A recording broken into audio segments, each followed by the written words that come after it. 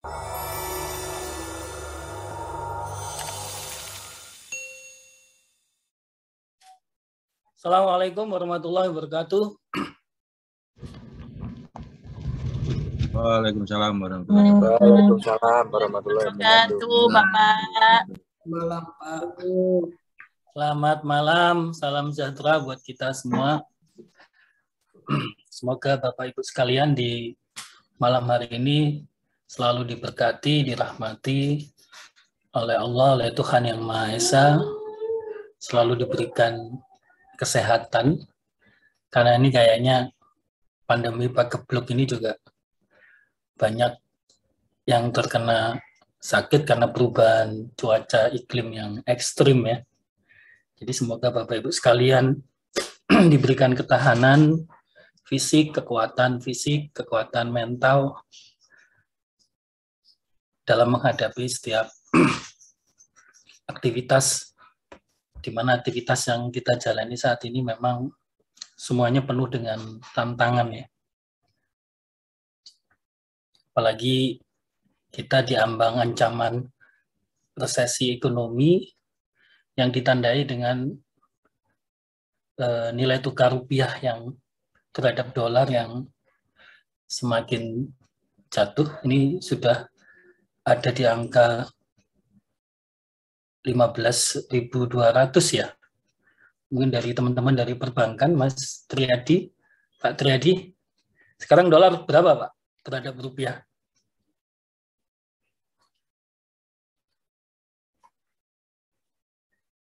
Teman-teman dari perbankan mungkin 15.400 ya sekarang, atau 14.200.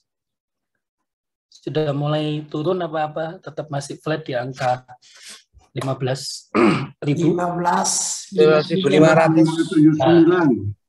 15.500 Pak Mampir. Terima kasih. Itu kakak kelas Anda di YouTube itu juga sudah memprediksi bahwa Gema Merdeka Goryadi melalui YouTube-nya Astronaci itu, dia sekarang ada di Wall Street dan dia ada di Australia.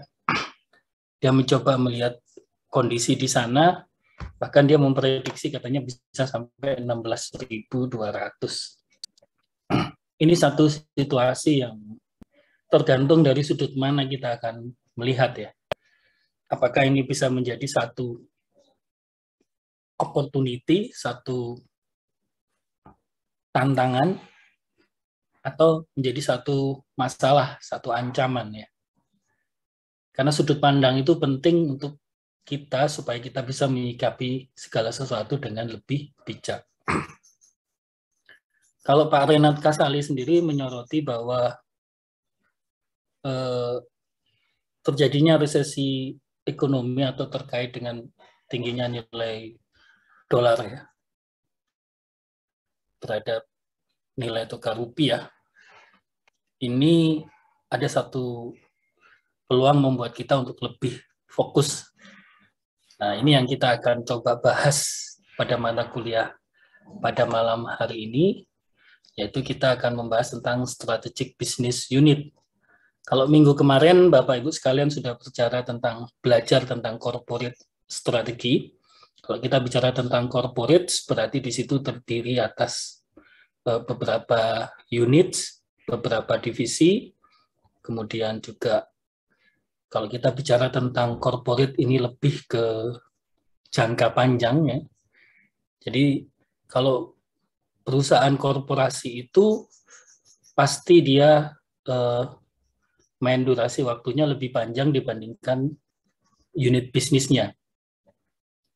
Begitu strateginya pun juga kuadrannya terbagi menjadi 4 juga terkait dengan apakah dia dalam posisi ekspansi atau mau growth, atau dia dalam posisi kombinasi, atau kemudian dia dalam posisi di mana dia harus stability, atau kemudian dia harus retrenchment, atau dia harus melakukan penciutan, likuidasi. Nah, tidak kalah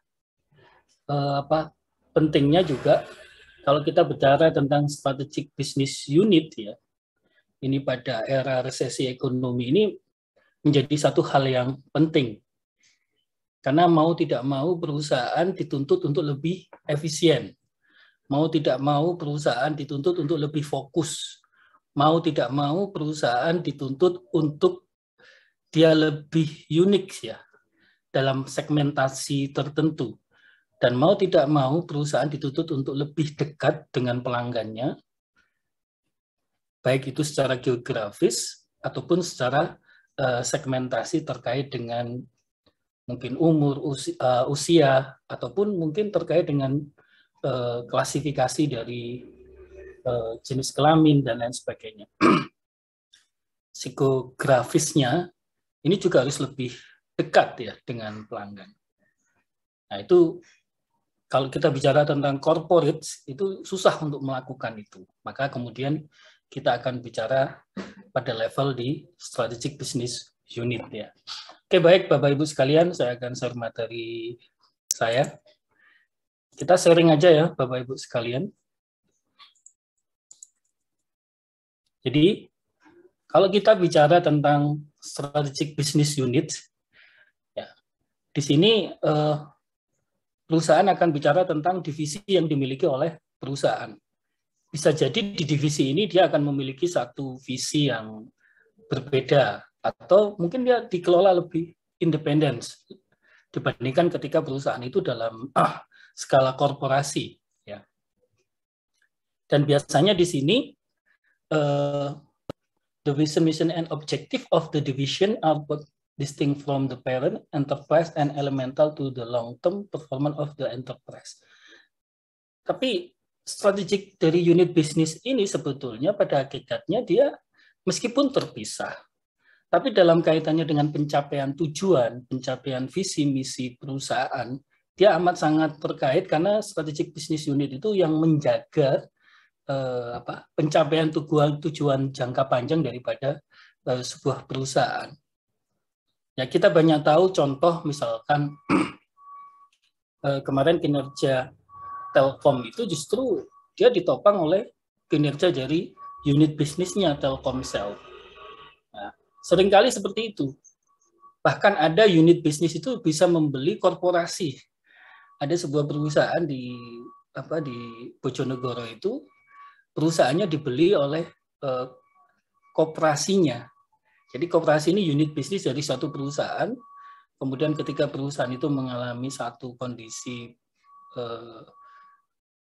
finansial yang buruk, ya, jadi dia memiliki performa yang buruk kinerjanya yang berdampak pada kinerja finansialnya. Akhirnya diambil alih sama koperasi yang sebetulnya dia menjadi satu unit bisnis dari perusahaan korporasi rokok tersebut. Jadi ada kalanya memang kita membangun suatu strategic business unit ini penting buat keberlangsungan daripada satu perusahaan. Kemudian strategic business unit sendiri adalah merupakan satu cluster of associated business which are responsibility for its combined planning treatment.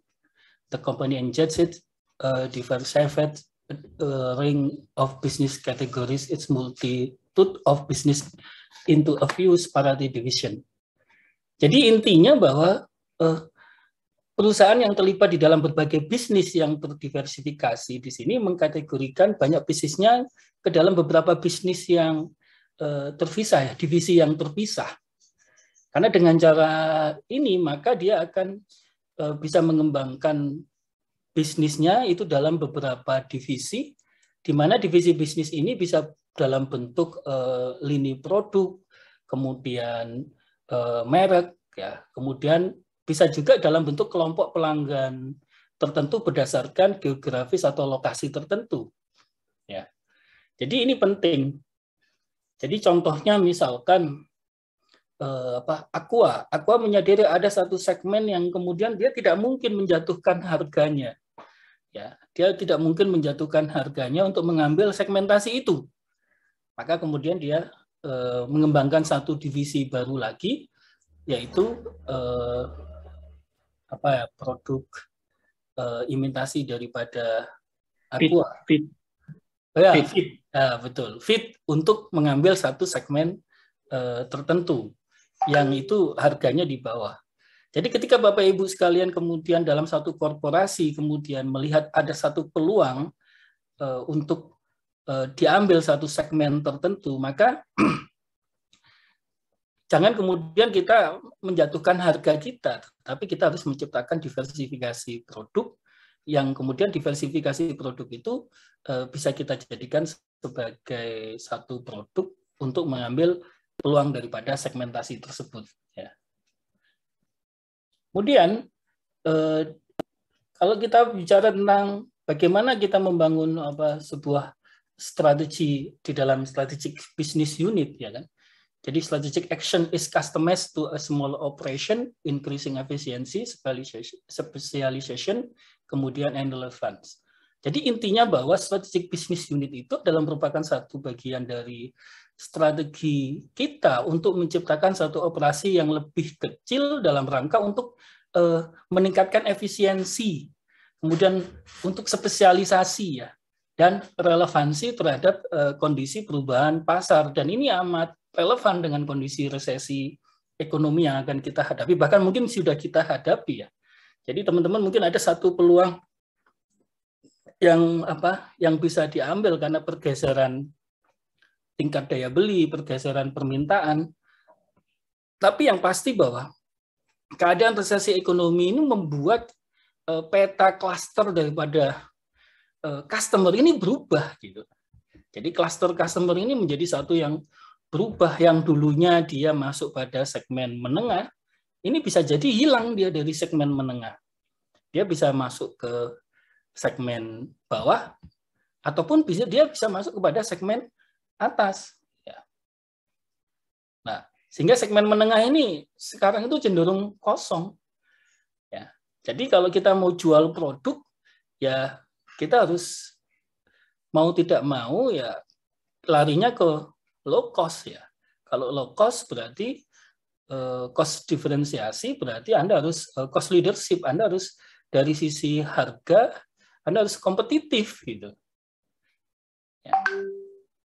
Nah, untuk itu maka strategic business unit itu diperlukan supaya kita bisa melakukan satu penilaian kinerja manajerial yang lebih jelas, lebih objektif. Kemudian kita bisa membagi sumber daya perusahaan, ya kan? Jadi sumber daya perusahaan itu akan bisa dibagi pada kelompok-kelompok yang lebih kecil sesuai dengan siklus daripada pertumbuhan dari bisnis kita. Maka di sini resources to product in the early state of their life cycle. Jadi sekarang itu life cycle itu unpredictable, uncertain. Jadi life cycle satu bisnis, satu produk itu penuh dengan ketidakpastian durasinya.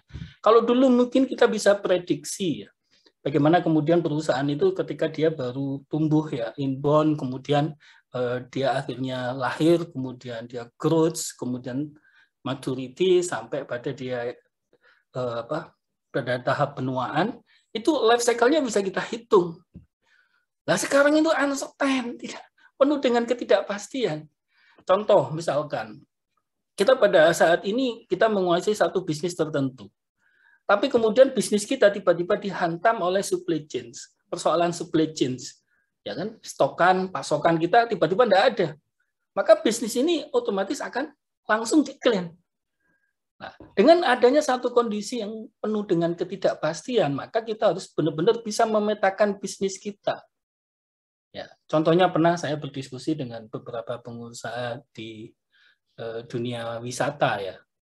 Jadi teman-teman itu bicara pada dunia wisata itu salah satunya adalah dia masuk kategori produknya itu adalah produk aksesoris. Kalau dulu mungkin tersier ya, kebutuhan tersier, tapi dia kalau bisa dikategorikan dia masuk dalam satu kategori produk atau jasa yang sifatnya aksesoris, di mana aksesoris itu ketika dia viral, ketika dia banyak orang istilahnya mempromote, banyak orang accept, banyak orang like, share, itu orang penasaran, dia datang. Tapi setelah itu ya sudah selesai. Nah, itu salah satu produk aksesoris. Sehingga beberapa teman di bisnis wisata itu dia harus mengkalkulasikan tingkat BEP perusahaan itu maksimal harus tahun. Bahkan kalau bisa hitungannya 6 bulan BEP. Supaya apa? Ya karena kalau Anda lebih dari itu, maka pasti Anda akan mengalami satu kondisi kerugian ya. Jadi Anda pasti loses, kemudian Anda mengalami satu kondisi kerugian. Untuk itu bahwa corporation may experience some disadvantage when organizing their division through the SBU structure. Jadi ini penting.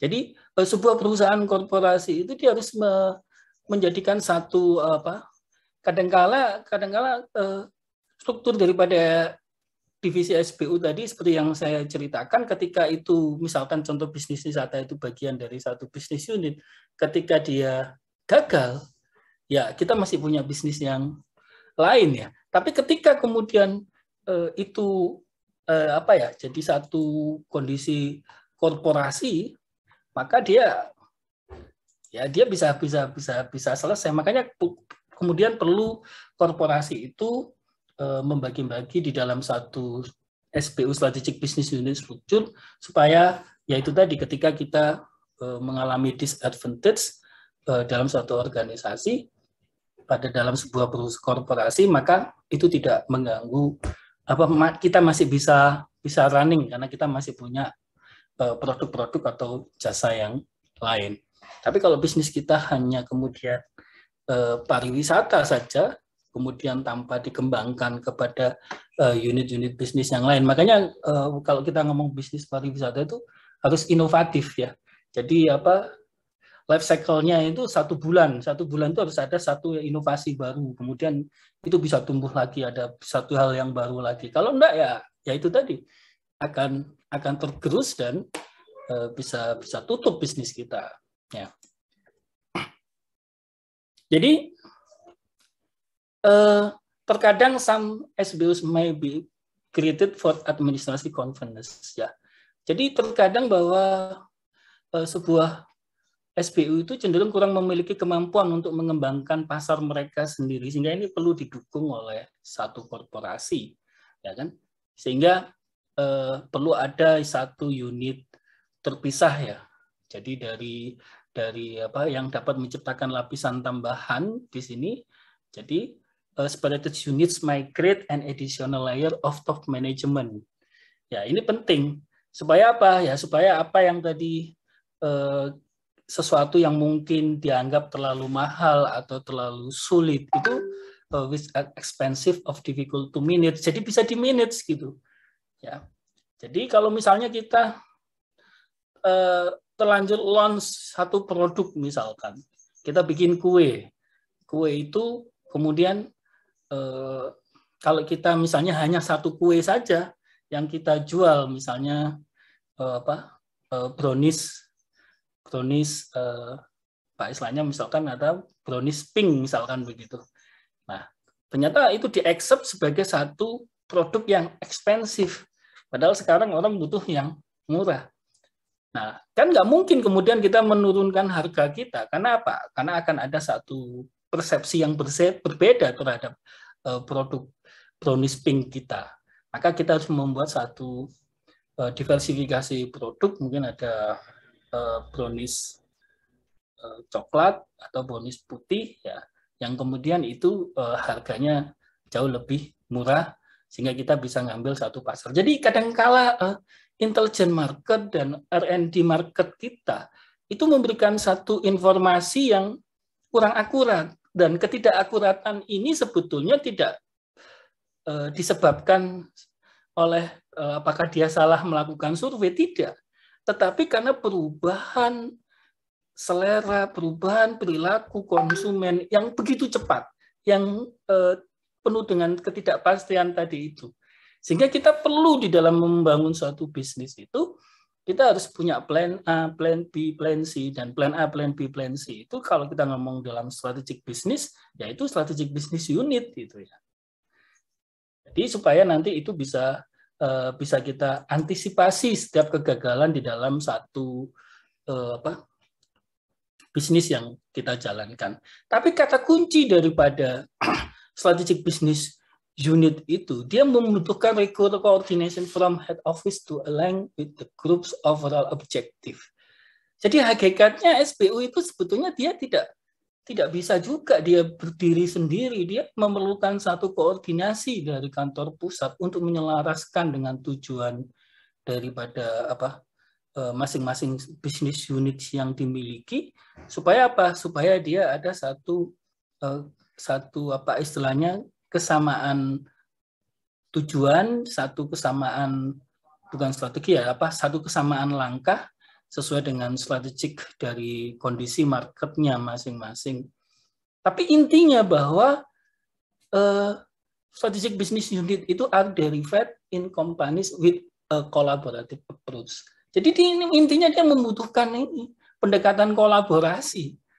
Ya.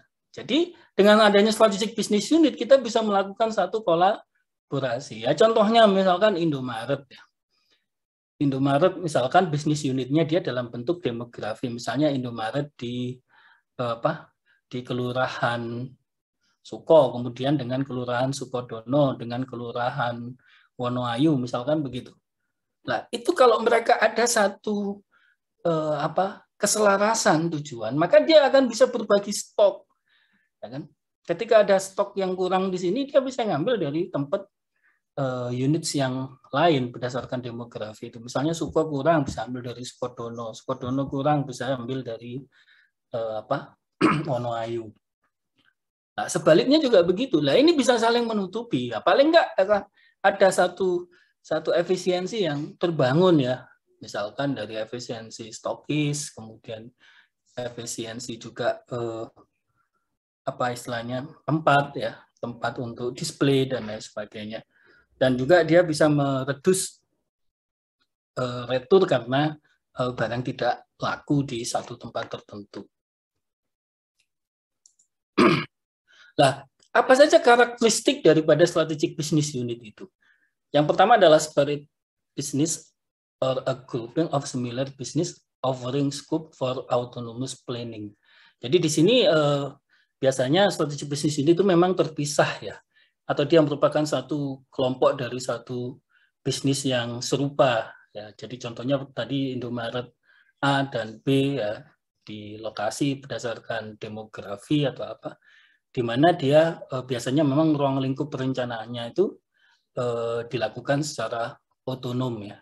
Jadi ada otonom di dalam melakukan perencanaan karena memang segmen yang dibidik berbeda ya kan. Ya, segmen yang dibidik berbeda, wilayahnya berbeda ya kan. Kemudian di sini biasanya juga ada own set of competitor. Jadi mereka bisa set pesaingnya sendiri. Ya, pesaingnya berbeda mungkin di satu wilayah tertentu. Makanya saya pernah melakukan penelitian toko kelontong itu bahwa ternyata daya tahan toko kelontong itu, penelitian saya tahun 2009 ya. Jadi di situ mana kita mengalami satu krisis finansial global di tahun 2008, ternyata toko kelontong atau usaha mikro kecil ini dia memiliki satu ketahanan berdasarkan luas wilayah cakupan pasar yang diambil. Hasil riset saya itu menunjukkan bahwa kalau toko kelontong ingin survive, maka pelanggannya harus radius 1 km. Kalau dia sudah mulai berani mengambil pelanggan lebih dari itu, maka dia skala of bisnisnya kan naik. Kalau skala of bisnisnya naik, itu harus diikuti dengan sumber daya yang naik, kapabilitasnya dia harus naik. Kalau tidak, maka yang terjadi justru malah dia akan mengalami satu kerugian. Ya. Jadi itu kadang-kadang kita perlu dengan strategic business unit itu own sets of competitor. Jadi dia perlu ngeset siapa yang menjadi pesaingnya sendiri karena mereka yang lebih tahu. Ya kan? Kemudian juga a manager who is accountable for strategic planning for profitability and performance of the division. Jadi di sini juga manajer bertanggung jawab di atas perencanaan strategis yang mereka buat, ya kan? Kemudian juga tingkat profitability yang ditentukan, sekaligus juga kinerja daripada unit atau divisi yang ada di dalam strategic business unit itu. Jadi kita bisa bagi-bagi itu. Nah, kalau misalkan di Bank BRI misalnya ya di sini mungkin kepala unit ya, kepala unit dibawahi oleh kepala cabang dibawahi oleh wilayah sampai ke pusat ya. Jadi itu memang salah satu upaya untuk menjaga satu jadi sustainability competitive advantage ya. Jadi keberlangsungan keunggulan kompetitif dari suatu bisnis atau suatu perusahaan. Kemudian biasanya strategic business unit is specially forms to target a particular market segment, kemudian which requires expertise in production or management. Jadi di sini memang strategic business unit itu secara khusus memang digunakan untuk membidik segmen pasar tertentu, ya kan? Terkadang juga segmen tersebut membutuhkan satu keahlian tertentu, ya kan? Baik itu dari sisi produksi maupun manajemen pengelolaan.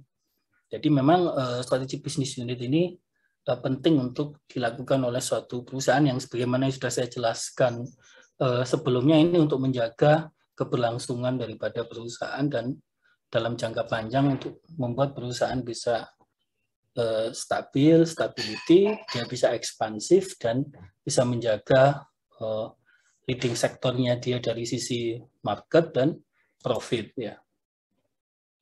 Nah ini strategic business unit structure. Jadi kalau di corporate ini ada bisnis, kemudian corporate marketing, corporate R&D, corporate planning, corporate production, corporate human resource.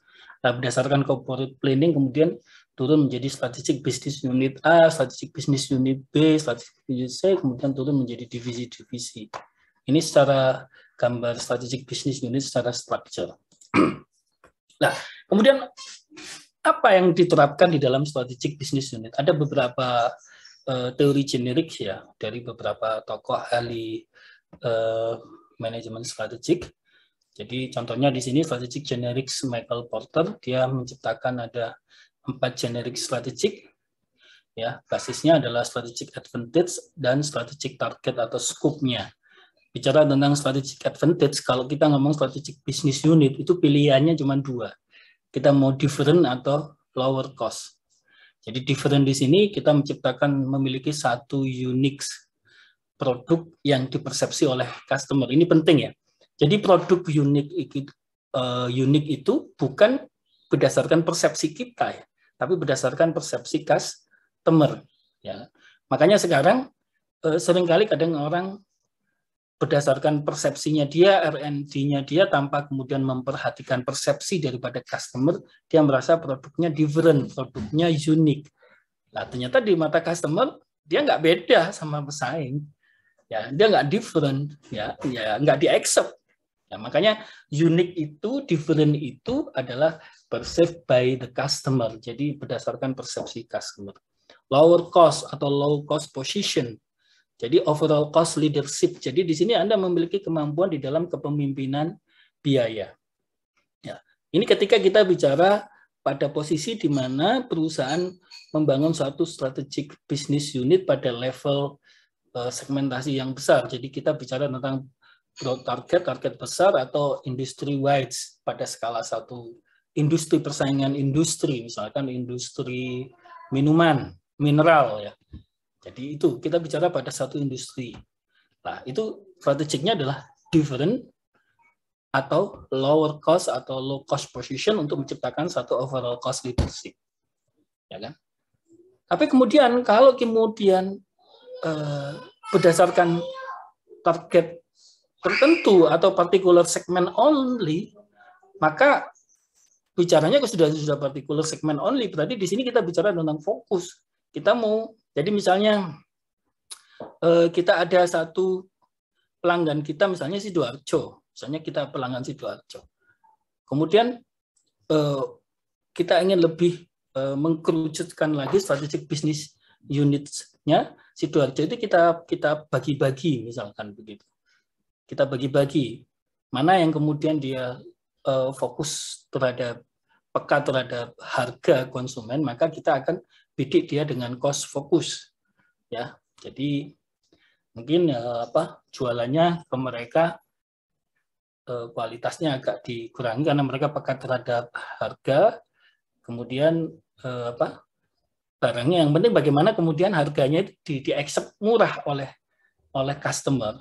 Kemudian ada segmen tertentu ternyata dia masih menghendaki satu yang berkualitas, satu yang unik, satu yang berbeda. Ya, maka ini kemudian kita kelompokkan. Jadi pasar kita, segmen kita yang sudah kita bagi itu kita pecah-pecah lagi menjadi particular segment only, menjadi lebih kecil-kecil lagi. Ya, kemudian kita fokus. Strateginya kita fokus, kita menghadapi misalkan tadi yang ternyata ada 20 orang itu masih tetap menghendaki satu kondisi produk yang unik, yang different. Ada mungkin ya nasabah-nasabah kalau kita ngomong perbankan, nasabah-nasabah tertentu yang butuh personal touch yang lebih bagus, kemudian lebih unik. Nah ini kita berarti bicara tentang strategik berdasarkan particular segment only. Berarti kita diferensiasi fokus di 20 orang ini. Ya kan? Jadi tidak digeneralisir. Kalau di atas ini kita bicaranya industry wide, berarti ini digeneralisir. Kita Sidoarjo itu berarti petanya kita buat ke different karena kita anggap diri kita memiliki satu keunikan yang lebih dibandingkan pesaing kita, dan itu sudah di-accept oleh customer. Ini kalau kita bicara pada industry wide. Tapi kalau kemudian kita bicara lebih khususon lagi pada particular segment only, berarti itu kita pecah-pecah lagi. Tapi ini ada satu case yang menarik ya. Justru kecolongannya Indofood dalam hal ini Indomie, maksudnya kecolongan marketnya diambil oleh mie sedap karena dia selalu berpikir pada industry wide. Sedangkan kemudian mie sedap dia sadar dia tidak mungkin secara korporasi menghadapi Indomie, tapi meskipun dia memiliki satu kemampuan dari sisi finansial ketika dia mau konfrontasi ya, Wings itu memiliki satu kemampuan finansial yang kuat, tapi kemudian dia justru malah memilih strategiknya adalah particular segment only. Dia bidik satu wilayah di Jawa Barat, ya dalam hal ini Bandung ya, seingat saya, ketika awal dia muncul itu, kemudian dia benar-benar pahami psikografis dari customer-nya Bandung, kemudian dibidik ternyata ibu-ibu, dan apa yang menjadi psikografisnya ibu-ibu pada saat itu diketahui bahwa ibu-ibu ini sudah bosan dibohongin, ya, sudah dibohongin banyak orang katanya beli ini dapat mobil, nyata ya bohong doang. Di rumah juga sudah bosan dibohongin suami, katanya udah belikan ini, bohong doang. Nah ibu-ibu ini pingin yang real, yang nyata. Makanya kemudian mie sedap membangun satu beli mie dapat gelas, beli mie dapat mangkok, beli mie dapat gratis produk tertentu yang itu merupakan bagian dari produk Wing. Ternyata itu mampu menggerus marketnya Indomie sebanyak 25%. Dan itu tergagap-gagap pada saat itu Indofood itu. Ya. Jadi itu kadang-kadang kita ketika menghadapi satu kompetitor yang kita predik dia sudah leading sektor dalam penguasaan market, malah kita mungkin bisa menghantam mereka dengan kita membangun strategi bisnis unit berdasarkan target particular segment only. Nah itu bisa mengena dengan baik. Nah kemudian ada juga konsep di dalam melihat menentukan kuadran daripada strategic business unit itu dari BCG Metric. Ini dari Bruce D. Henderson dari Boston Consulting Group tahun 1970. Ini juga menarik ini, ya. Jadi di sini bahwa sebuah strategic business unit itu terbagi menjadi berdasarkan relatif market share yang dia bisa ambil, ya, yang bisa dia kuasai, dan pertumbuhan daripada bisnis tersebut. Ya. Jadi misalkan ini kita awali dari question marks ya. Jadi question marks itu di mana kita hadir pada satu bisnis yang tumbuh. Ya, misalkan sekarang katakanlah sektor pangan, sektor itu menjadi satu kondisi di mana bisnis yang tumbuh di era saat ini. Kemudian kita masuk di situ. Nah, karena kita baru masuk, otomatis market share yang kita kuasai ini rendah. Ya, otomatis di sini kalau kita baru awal di sini, maka kita membutuhkan satu investasi yang besar. Ya. Dan bahkan jadi kalau dalam satu bisnis itu ternyata ada hitung-hitungannya ya. Mungkin ini Pak Mahmudin atau teman-teman di perbankan itu yang lebih paham. Jadi kadangkala kita melakukan satu investasi, jadi ternyata investasi itu ada minimalnya. Jadi kalau batasan minimal investasi pada bisnis tertentu itu tidak dipenuhi, maka yang terjadi adalah divestasi. Jadi percuma malah. Jadi ini membuang uang-uang percuma. Ya sama kalau kita beriklan misalkan di Instagram, kita beriklan di Google Ads ya, kita beriklan di YouTube, itu ternyata ada frekuensi minimal iklan yang harus kita lakukan dengan durasi tertentu, yang itu akan berdampak pada penjualan kita, dan itu sudah ada datanya.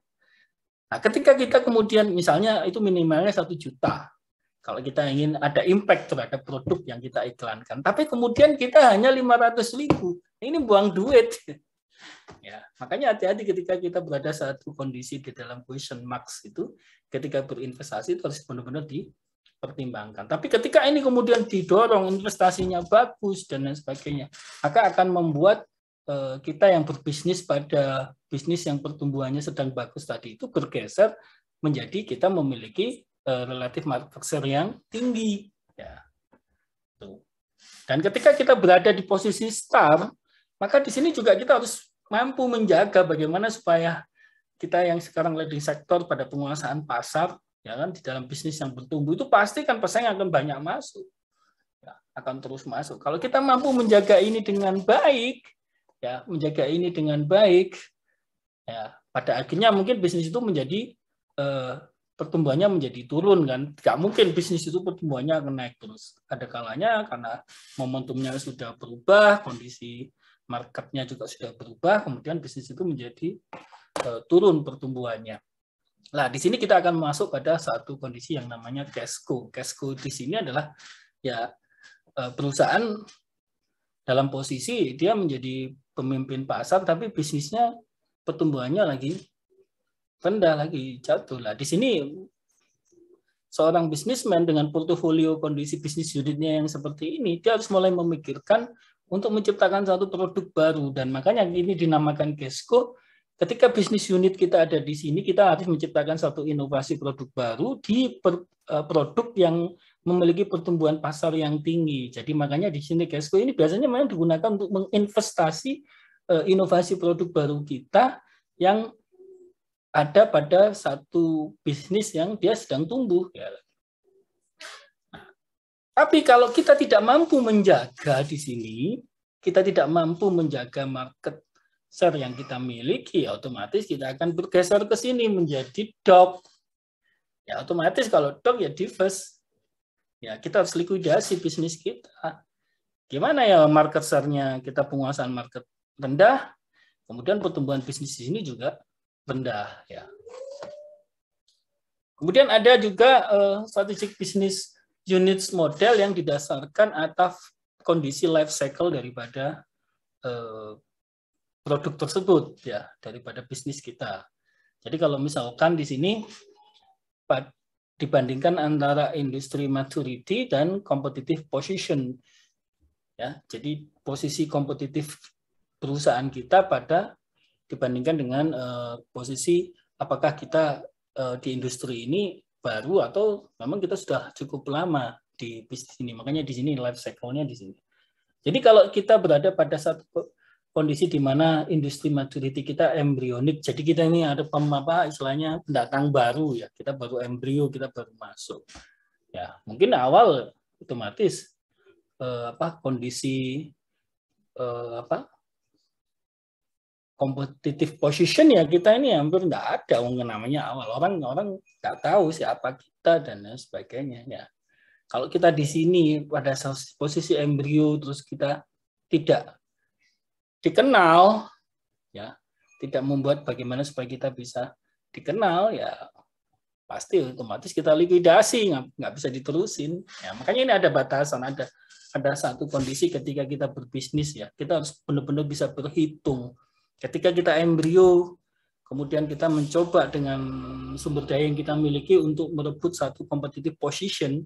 Nah, ini ada durasi waktunya berapa lama ini kita punya budget untuk bisa merebut posisi ini. Jangan kemudian dipaksa-paksain terus.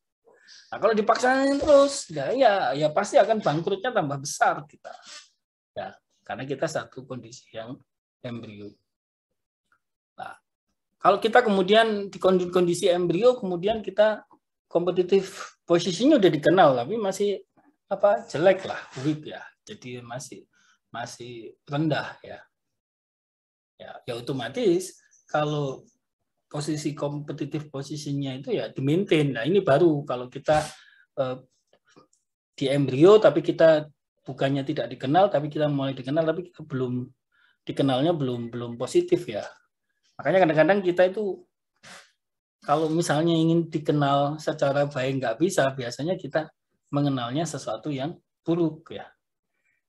Dari sesuatu yang buruk, yang nyeleneh ya. Saya lebih mengkonotasikan bukan buruk, nyeleneh. Ya, dianggap produknya nyeleneh ya. Nah, itu bisa di-maintain, dibangun supaya kita nanti bisa ke tenable, ke favorable, ke strong, ke leading ya.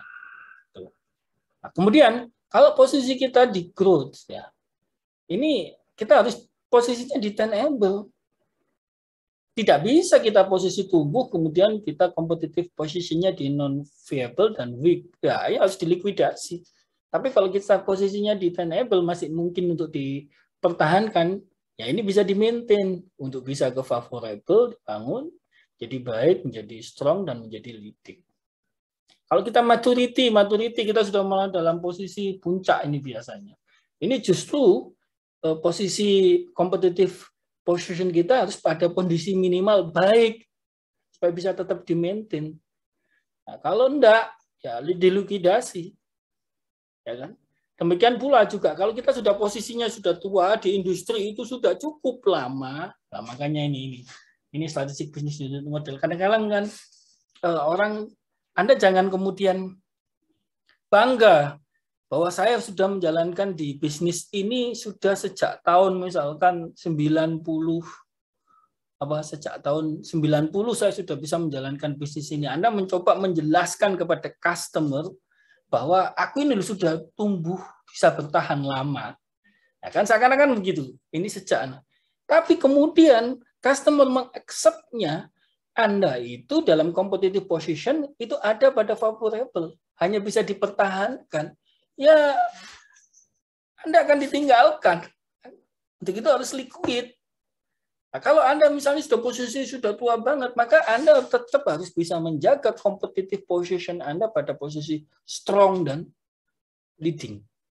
Supaya itu bisa di-accept oleh customer kita. Nah, kemudian kalau kita bicara tentang strategic business unit, ada beberapa model juga di dalam implementasinya. Itu ada juga value change model dari McKinsey. Kalau ini modelnya datar. Jadi semua bisnis itu harus mengikuti the process. Jadi proses tahapan ini harus diikuti, dilewati secara bertahap. Jadi yang pertama adalah teknologi development. Jadi kita itu harus menguasai dari sisi pengembangan teknologi, mulai dari source, kemudian sophistication, paten yang kita miliki, itu harus kita kuasai. Sehingga kita bisa melanjutkan pada produk design. Sehingga produk desain kita itu kita memiliki satu keunikan, diferensiasi pada fungsi, pada fisik, bentuk fisiknya, kemudian karakteristiknya, estetiknya, kualitinya. Kemudian dari sisi manufacturing kita juga harus different. Di sini kita bisa proses integrasinya, raw materialnya, capacity-nya, location-nya, programnya, parts production-nya, assembling-nya. Jadi ini kita harus kuasai. Dari sisi marketing kita juga harus leading ini di sini. Dari sisi price, kemudian promotion, sales force, package, kemudian brand-nya. Dari sisi distribusi, ini kita harus punya leading actor di sini, channel distribusinya, integrasinya, inventory-nya, warehousing-nya, transportation. bahkan dari sisi service, nanti untuk menjaga sustainability daripada keberlangsungan bisnis Anda dari hulu ke hilir ini, Anda harus menguasai juga dari sisi servicesnya, dari warantinya, garansinya, speed kecepatan pengiriman dan sebagainya, independensi daripada produk tersebut, ya kan? Independensi ini berarti kita hulu-hilir menguasai produk sehingga kita tidak tergantung oleh supplier tertentu. Dari sisi harganya, price-nya ini juga penting ya. Ini menurut value chain model McKinsey, tapi tidak semungkin lah semuanya perusahaan itu dia bisa perfect pada proses ini, dan tidak mungkin kita harus part of bagian ini. Kalau kita modelnya ini modelnya kan linear istilahnya egaliter, jadi semua ini sama, dianggap sama, memiliki satu kondisi kebutuhan yang sama. Untuk itu ada model yang lain yang disampaikan oleh value chain model Michael Porter. Jadi sebetulnya dalam aktivitas bisnis itu ada aktivitas yang sifatnya supporting, ya pendukung, dan ada aktivitas yang sifatnya primary, aktivitas utama. Aktivitas primary ini adalah aktivitas yang dia langsung menghasilkan margin. Jadi ketika itu dijalankan, maka itu akan langsung berdampak pada margin keuntungan kita. Nah, sedangkan supporting activity adalah aktivitas yang untuk menghasilkan margin dia harus melalui aktivitas utama. Sehingga nanti di sini makanya kenapa kadang-kadang kita men-trigger budget itu didasarkan pada ini biasanya digunakan pada activity based costing ya di dalam manajemen keuangan. Ini Bapak Ibu sekalian yang di manajemen keuangan mungkin lebih memahami. Jadi yang pertama adalah inbound logistik atau logistik ke dalam. Ini berhubungan dengan penguasaan bahan baku. Jadi kalau kita bicara tentang penguasaan bahan baku, maka bahan baku itu akan berdampak pada margin. Ya otomatis kalau kita menguasai bahan baku, kan bahan baku lebih murah. Ya otomatis karena kita mampu menguasai bahan baku akan berdampak pada margin. Dan kedua adalah operation. Dari sisi operation, kalau kita menguasai operasi, nah otomatis itu akan berdampak kepada margin juga. Kemudian outbound logistik keluar, ini distribusi. Kalau kita menguasai distribusi, pergudangan, transportasi, dan sebagainya, ini juga otomatis akan berdampak pada margin. Kemudian marketing and sales, ya otomatis. Nah, kalau kita menguasai marketing and sales, itu akan langsung berdampak pada margin. Kemudian services, ya tadi services apa aja, ada garansi, ada speed, kecepatan pengiriman, ada layanan purna jual, ya ini akan berdampak pada margin. Nah, sedangkan kalau supporting activity, misalkan infrastruktur perusahaan, makanya kenapa Cina itu dia dari sisi margin itu amat sangat besar. Ya contohnya kalau kita lihat beberapa perusahaan Cina itu, saya pernah lihat satu perusahaan baja menghasilkan produksi yang sama, tapi satu dibangun dengan biaya hampir kurang lebih 100 miliar, tapi yang satu dibangun dengan hanya biaya 200 juta. Kenapa? Ya kita lihat dia temboknya nggak perlu disemen, kemudian nggak perlu penuh, kemudian atapnya itu ada angin-angin. Nah kalau di kita kan nggak mungkin orang mau bekerja kayak gitu. Sehingga orang bekerja di pabrik itu dia tanpa baju, dia kemudian. Nah kalau di kita nggak mungkin, pabriknya harus perfect dulu, ini infrastrukturnya ini harus excellent, ya. Nah, padahal di dalam situasi sekarang ini yang namanya operational excellent itu perlu di garis bawahi. Apakah benar konsumen itu butuh operational excellent? Jika operational excellent itu justru berdampak kepada beban yang harus dia bayar, ya itu. Kemudian human resource management, ini human resource management, pengelolaan human resource-nya ya, bukan skill-nya. Kalau skill human resource-nya, dia otomatis skill itu masuk di bagian. Jadi orang yang skill pada logistik ke dalam, orang yang skill di manufacturing, di operation, ya masuk di sini. Tapi di sini adalah pengelolaannya, human resource management. Kemudian teknologi development, pengembangan teknologinya. Jadi kalau pengembangan teknologi kepingin berdampak pada margin, ya dia harus sesuai dengan kebutuhan logistik, kebutuhan operation, kebutuhan marketing and sales, dan kebutuhan services. Kemudian procurement itu adalah kegiatan pembeliannya. Ya, pembelian apapun itu ya terkait dengan bisnis daripada perusahaan. Jadi ini Bapak Ibu sekalian yang bisa saya jelaskan pada topik yang keempat ya, pertemuan keempat tentang strategic business unit. Barangkali ada yang mau di-sharingkan, monggo silahkan Bapak Ibu sekalian. Silakan. Ini saya lihat tadi ada Pak Mahmudin ya. Pak Mahmudin mungkin bisa sharing Pak ke kita semua terkait dengan strategic business unit berdasarkan pengalaman Bapak.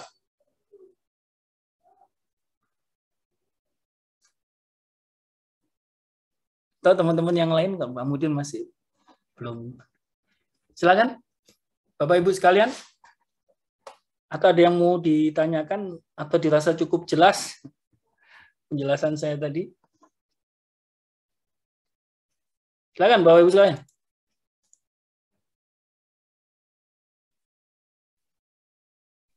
Izin tanya Pak. Ya, silakan Pak Triadi. Pak, ngapunten, kalau menurut Bapak seberapa erat hubungan antara strategic management ini dengan capital budgeting, Pak? Karena strategi itu otomatis kan arahnya lebih cenderung ke efisiensi, Pak ya. Apakah linier ataukah tidak, Pak? Mungkin itu bisa dijelaskan, Mas Nuwun. Jadi sebetulnya budget itu tergantung equivalennya. Jadi kalau kita bicara tentang tadi berdasarkan strategic business unit, kalau kita ngomong budget, misalnya saya pakai strategiknya Michael Porter terhadap value chains-nya Michael Porter ya. Ketika budget itu langsung inline terhadap dampaknya terhadap margin, kenapa tidak? Kalau dia inline dampaknya terhadap margin, berarti semakin tinggi budget di situ, maka marginnya akan semakin besar. Ya, jadi pemahaman efisiensi itu adalah efisiensi yang dimaksud di sini ketika kita mengeluarkan budget, kita harus ekuivalen, kita apple to apple, kita bandingkan dengan ketika kita misalnya mengeluarkan satu satuan cost, itu berapa impact-nya terhadap margin. Kalau satu satuan cost itu impact-nya terhadap margin itu adalah 5 misalkan begitu, nah kenapa kita harus takut untuk mengeluarkan satu satuan cost tersebut? Semakin tinggi satu satuan cost tersebut, maka impact-nya marginnya akan semakin meningkat kan? Jadi kalau dia ini kita naikkan jadi 10, maka marginnya akan naik jadi 50. Nah persoalannya memang tidak semua perusahaan atau orang di dalam satu bisnis dia mampu untuk menghitung berapa satuan cost-nya itu diequivalenkan dengan impact terhadap margin yang akan diperoleh. Ya, kalau nggak ada marginnya, ya buat apa? Ya, sebagaimana contoh misalkan saya dulu tuh pernah diingatkan oleh bos saya ketika saya menjadi satu direktur ARD. Jadi dia mengatakan kepada saya, sebetulnya persoalan Anda melakukan rekrutmen itu bukan persoalan berapa gaji yang akan dia diterima oleh gaji yang akan dikeluarkan oleh perusahaan untuk menggaji mereka. Tapi persoalannya adalah berapa kemudian kontribusi dari human yang Anda rekrut tadi, SDM yang Anda rekrut tadi terhadap peningkatan profitabilitas perusahaan. Ya kan? Jadi misal Anda mengangkat orang dengan gaji 10 juta, tapi kemudian dia memberikan impact terhadap perusahaan, profitnya menjadi naik menjadi 100 juta, maka benefit kalau equal kita bandingkan ekuivalennya, berarti nilai benefit, nilai tambah daripada SDM yang kita gaji 10 juta itu tadi adalah 100 juta dikurangi 10 juta, berarti apa? Nilai tambahnya 90 juta. Nah, sebaliknya Anda gaji seseorang dengan gaji 500.000. Bandingkan dengan yang Anda gaji 10 juta, ya kan? Tapi dia menghasilkan 100 juta. Tapi kemudian Anda menggaji orang dengan gaji 500.000, kecil, ya kan? Tapi dia ternyata impact-nya 0. Berarti minus kan? Nilai tambah karyawan ini yang Anda gaji 500.000 itu minus 500.000. Ekuivalennya dia tidak memberi kontribut, malah dia memberikan kerugian buat perusahaan. Ya, jadi efisiensi itu paradigmanya harus di situ. Makanya efisiensi itu sebetulnya kaitannya adalah makanya kalau kita bicara pada perspektif finansial ya di dalam balance scorecard, nanti kita juga akan ke sana ya di mata kuliah strategic management. Di dalam pengukuran finansial perspektif, di samping kita bagaimana kita mendapatkan revenue itu juga bisa dihasilkan dari efisiensi. Yaitu tadi, efisiensi itu apa? Adalah perbandingan antara cost, biaya yang kita keluarkan dengan pendapatan yang akan kita terima. Gitu. Jadi kalau kemudian dia nilai tambahnya besar, kenapa tidak? Jadi kalau dalam strategik kacamata cost itu di situ, kacamata efisiensi itu di situ. Karena semuanya nanti akan pada satu ruang di dalam financial perspektif yang dampaknya adalah pada profitability perusahaan. Ya kan? Ketika tadi misalkan karyawan yang kita rekrut, kita biayanya meningkat memang. Biasanya kita gaji orang 500.000, ternyata ini kita gaji 10 juta. Tapi kemudian ada pendapatan besar yang diperoleh oleh perusahaan, dari 100 juta, ada 100 juta pendapatan yang diperoleh perusahaan. Berarti perusahaan akan mengalami pertumbuhan revenue sebanyak, kalau dikurangi cost-nya tadi yang 10 juta, ada 90 juta nilai tambah revenue, profitabilitas yang diperoleh oleh perusahaan. Jadi ya ini efisien, malah bahkan efisien, sangat efisien. Yaitu tadi ada nilai tambah yang diperoleh. Nah, kembalikannya dengan yang tadi, Anda misalnya memangkas 500 rupiah, 500 gajinya hanya 500.000, ya kan? Tetapi kemudian impact-nya dia kosong, 0. Ya kan? Ini berarti negatif. Profitability yang dihasilkan malah negatif. Dia tidak mampu menghasilkan profit, malah Anda mengalami satu kerugian. Ini seringkali. Bahkan pernah ada satu kejadian, kita mengangkat satu manajer HRD. Ya, kemudian manajer HRD itu dia melakukan satu efisiensi. Ya, lucunya dia melakukan efisiensi pada kegiatan istilahnya akomodasi sopir ya. Jadi sopir itu dikurangi kopinya. Jadi biasanya budget penjual budget beli kopi untuk sopir itu yang disediakan oleh perusahaan biasanya itu 1 juta.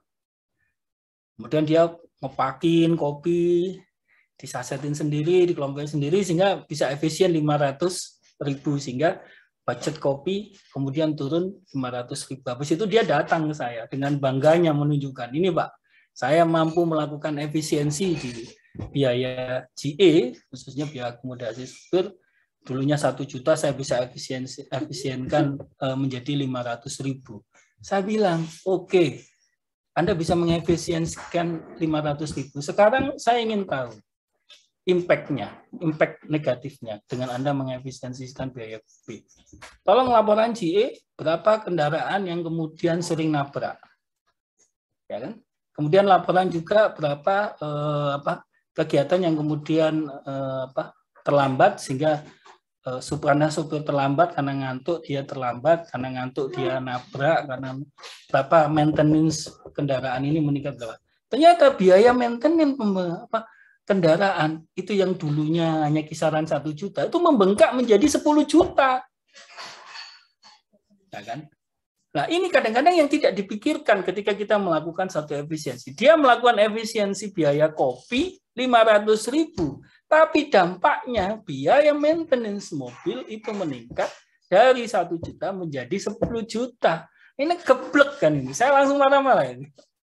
Nah, ini makanya kemudian ini yang harus kita perhatikan ketika kita bicara efisiensi perusahaan ya. Jadi itu kita harus lihat impact-nya pada, kenapa setiap activity itu pasti dia ada leading dan lagging, ada yang dia menjadi sebab, ada yang menjadi akibat.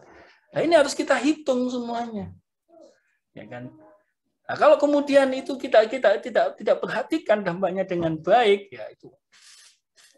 Ada juga yang positif ya, kesannya sepele tapi kemudian dampaknya positif. Ini terjadi di salah satu perusahaan anak perusahaan dari petrokimia ya. Ini kebetulan di divisi oksigen ya. Pada suatu ketika sang bos ini, sang pemimpin, dia mengatakan bahwa ingin membangun suatu value system, nilai.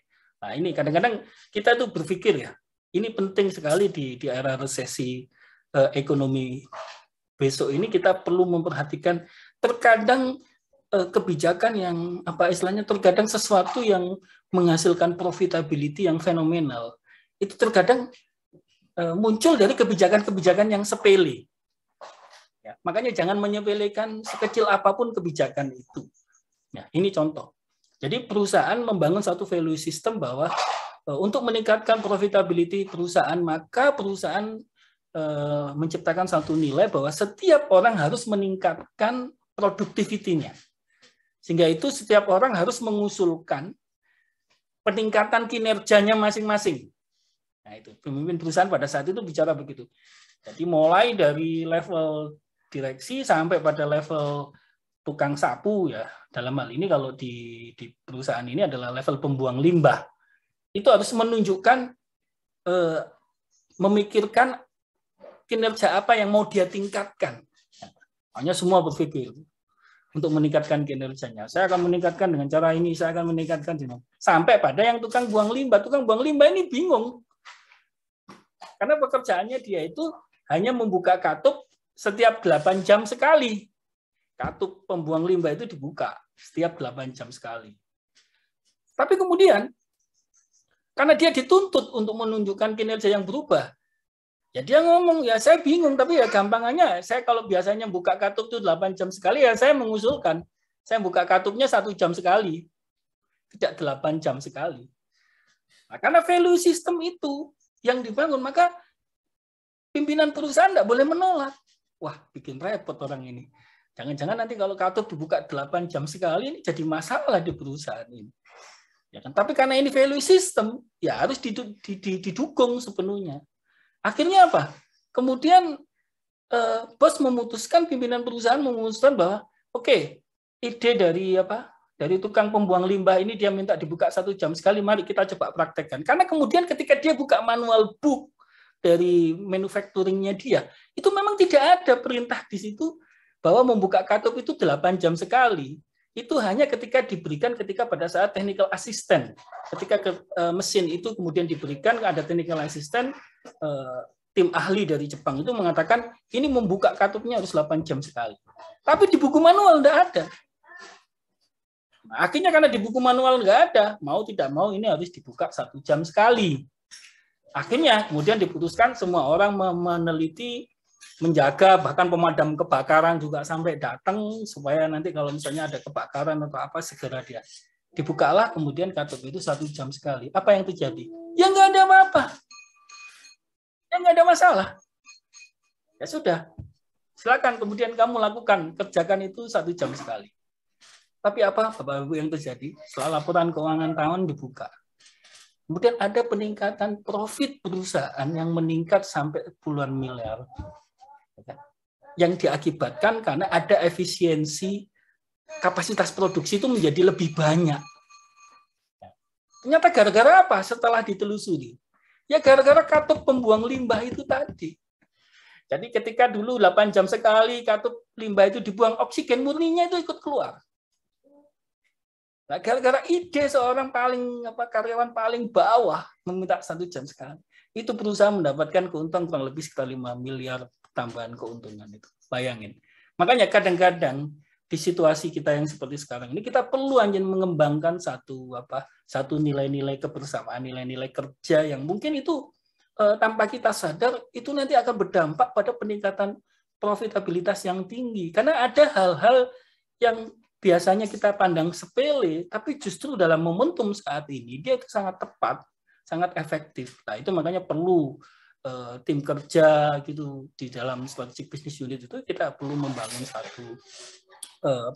menggali satu masukan dari berbagai pihak ya, entah itu dari pihak internal maupun eksternal. Jadi ya pokoknya kita harus pandai-pandai untuk bisa mendengarkan lah dalam posisi sekarang ini. Karena siapa yang mampu mendengarkan dengan baik, maka dia akan bisa merespon perubahan dengan baik dan dia akan bisa memutuskan strategi yang baik dan itu akan di-accept dan itu akan berdampak pada peningkatan profit dan kinerja perusahaan. Jadi itu ya Mas, itu ya dibikin yang bisa saya jelaskan. Bahwa efisiensi itu tidak selalu berarti pengurangan atau iya. Jadi bagaimana kita menciptakan nilai tambah. Betul. Iya. Jadi efisiensi itu harus dibandingkan dengan nilai tambah yang akan diperoleh gitu. Siap. Matur nuwun, Bapak. Ya, sama-sama. Ada yang lain? atau dirasa cukup jelas? Pak Mahmudin, sharing Pak. Saya mau minta ilmunya ini Pak. Silakan Pak Mahmudin.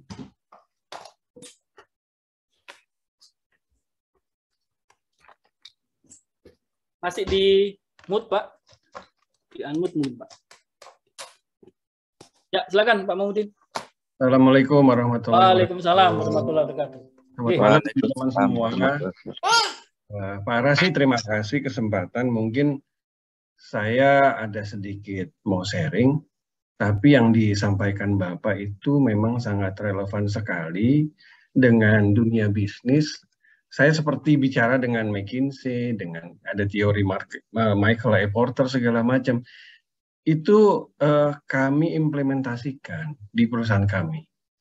Mungkin saya bisa memulainya dengan kondisi yang saat ini, itu kondisinya adalah VUCA, Pak. Volatility, uncertainty, complexity, dan ambiguity. Jadi kondisinya sekarang cepat berubah, sangat kompleks. Ya, jadi dengan kondisi yang katakanlah digital, tapi kita masih digital juga, masih konvensional juga. Cuma kita mesti cepat. Dan kenapa makanya saya pengen kuliah lagi, saya juga pengen dapat ilmu dari Pak Rasi, dari beberapa dosen yang saya ikuti ini, memang ternyata relevan sekali. Saya nginget lagi manajemen strategik, marketing, kemudian SDM, kemarin juga finance, dan itu sangat relevan.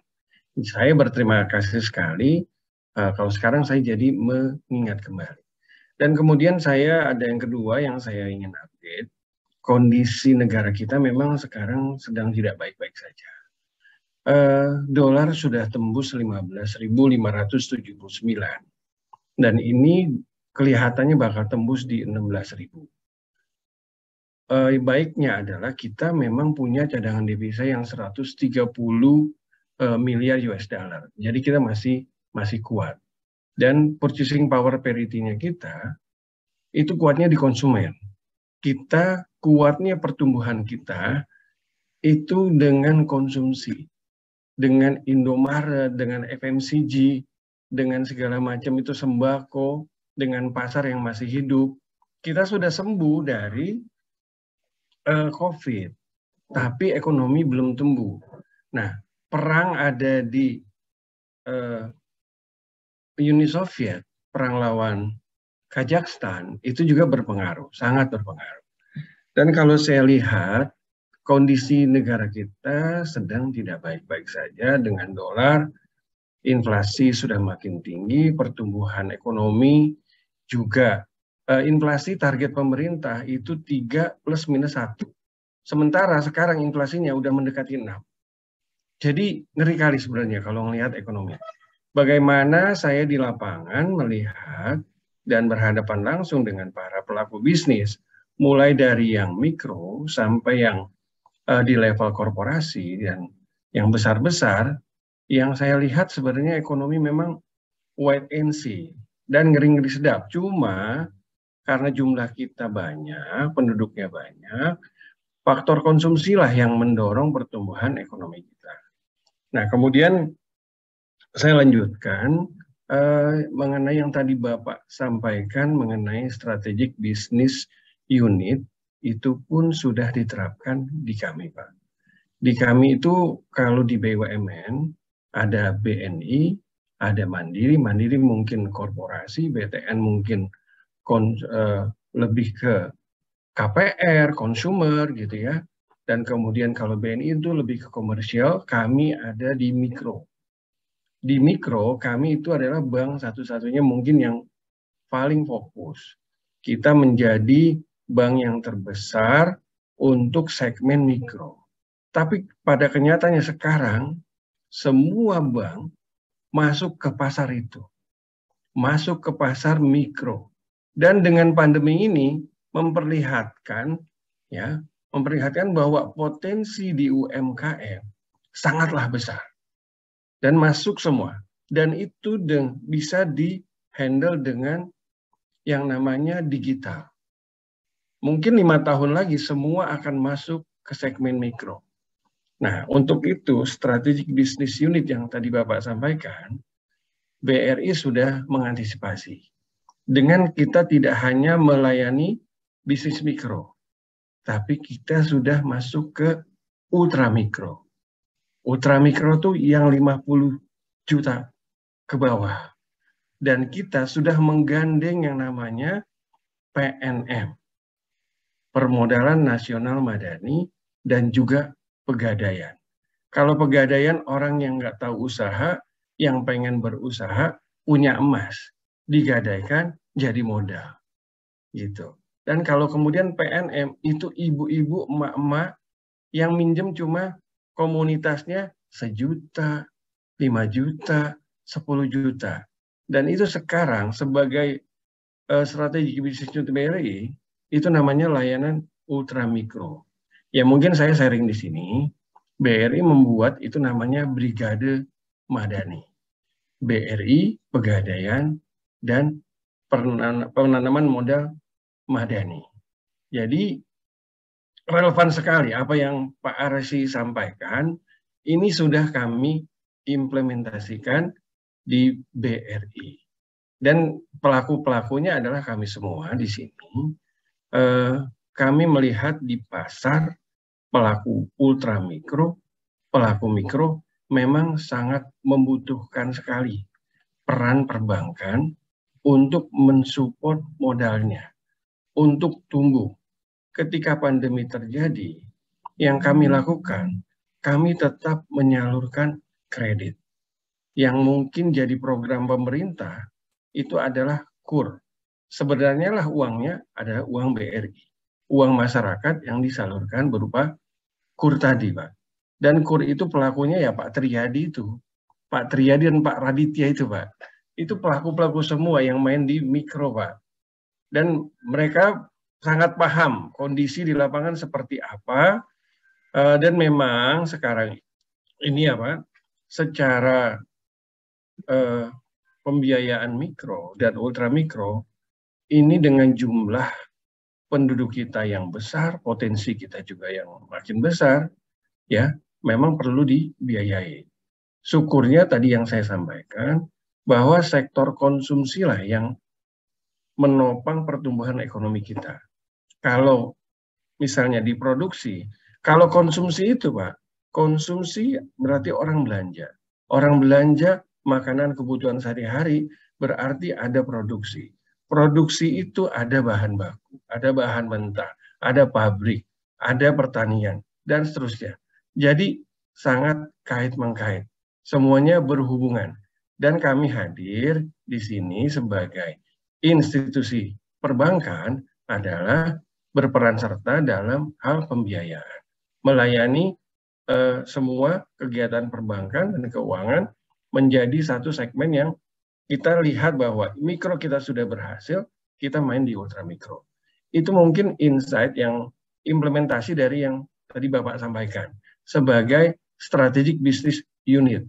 Sebenarnya lah ada banyak yang bisa diceritakan, tapi mungkin satu itu yang saya mungkin bisa sharing bahwa setelah sukses di mikro, kita main di strategic business unit yang baru. Di 2022 ini setelah pandemi, kita main di ultramikro dengan mewujudkan Brigade Madani. Demikian Bapak, terima kasih ya.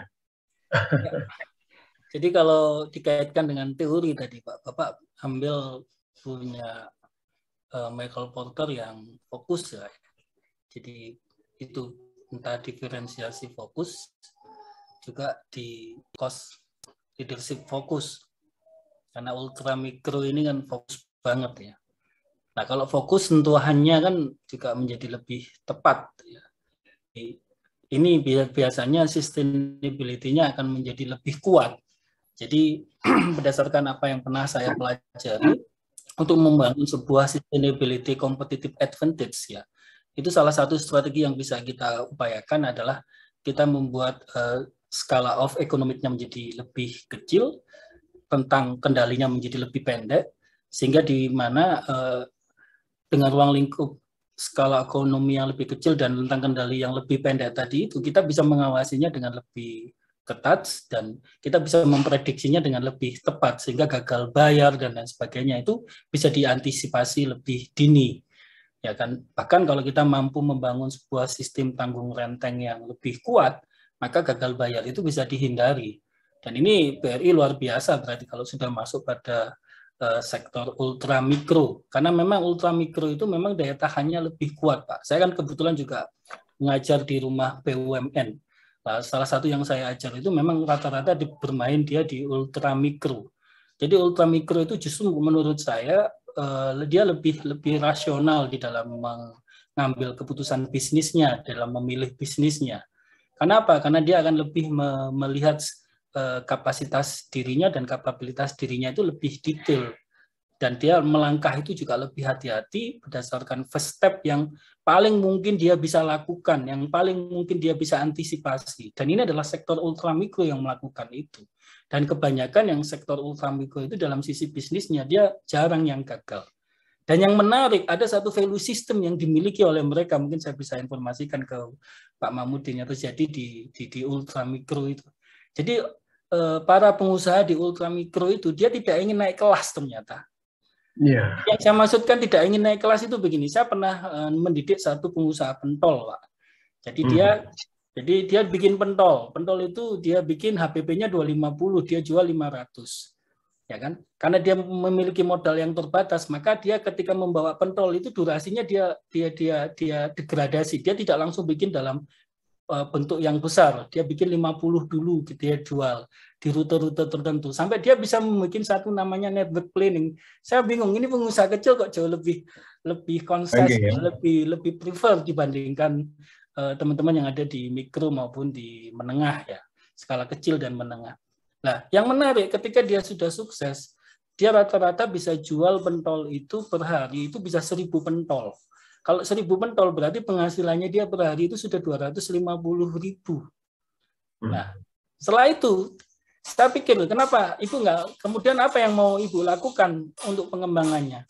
Saya pengembangannya bisnis ini saya jadikan model, Pak. Saya jadikan model, setelah itu saya cari, Pak, tetangga-tetangga saya, orang-orang di sekitar saya yang dia tidak punya pekerjaan. Saya mau kasih dia, saya mau ajari dia bila bisa ambil pentol dari saya. Nanti dia bisa jalan. Jadi ketika dia sudah nyaman dengan pendapatan yang dia peroleh, itu justru dia deliver ke orang lain untuk bisa orang lain itu mendapatkan kesempatan yang sama seperti dia dan diajarin itu, Pak. Nah, setelah itu akhirnya yang lain itu juga ketika dikasih pentol harga 250 dijual 500 itu saya tanya, "Lah itu skornya ke Ibu berapa?" Ya juga 250. Loh, Ibu jadi nggak untung. Ya enggak, Pak, kayak tetap untung. Untungnya di mana? Loh, HPP saya kan jadi lebih rendah, Pak, karena saya memproduksi lebih banyak. Jadi paradigma culture, behavior, value system teman-teman yang ada di ultramikro itu bikin saya nangis itu, Pak. Kalau saya misalnya kita itu kita berpikirnya kalau sudah kita mampu menemukan satu bisnis kan bagaimana kita kemudian membesarkan. Wah, kalau perlu kita kuasai, kita gerus kita. Mereka tidak. Mereka nyaman dengan posisinya. Kemudian kalau mereka sudah bisa accept dengan keuntungan itu mereka berbagi. Nah, kalau ultramikro yang Pak Mahmudin tadi itu kembangkan seperti itu, waduh, saya yakin akan satu hal yang luar biasa itu. Itu tidak impact-nya tidak hanya dunia aja, Pak, dunia akhirat itu. Karena apa? Jadi amal dia kan ini. Ternyata mereka itu begitu, Pak. Kalau sukses dia menarik orang lain untuk sukses. Itu yang pernah saya alami ya ketika saya mengajar di rumah BUMN khususnya untuk sektor yang ultra mikro tadi itu. Di Mojokerto itu ada, Pak. Namanya pentol rumah BUMN yang punyanya BRI juga kan, Pak? Iya, Pak. Pentol kabul itu, Pak. Pentol kabul di Mojokerto seperti itu, Pak, modelnya, Pak. Jadi memang yang Bapak sampaikan persis itu, Pak. Memang begitu seperti itu, Pak. Kalau saya ini di Kerembung, Pak. Pengusahanya ada di Kerembung, dia ibu-ibu ya. Ya itu tadi. Karena dia merasa sudah cukup dengan pendapatannya itu, dia berbagi kemudian dengan teman-teman yang lain. Kalau pentol kabul itu kan dia hanya menjual pentolnya, Pak. Tapi kalau ibu ini, Pak, dia ngasih sak sepedanya, sak tempatnya, sak bumbunya semua. Sehingga orang itu tinggal modal kemauan saja, kemauan untuk bekerja. Jadi sepedanya diberikan, Pak. Itu jadi dia bikinkan. Nanti kalau dia sudah punya keuntungan suruh nyicil.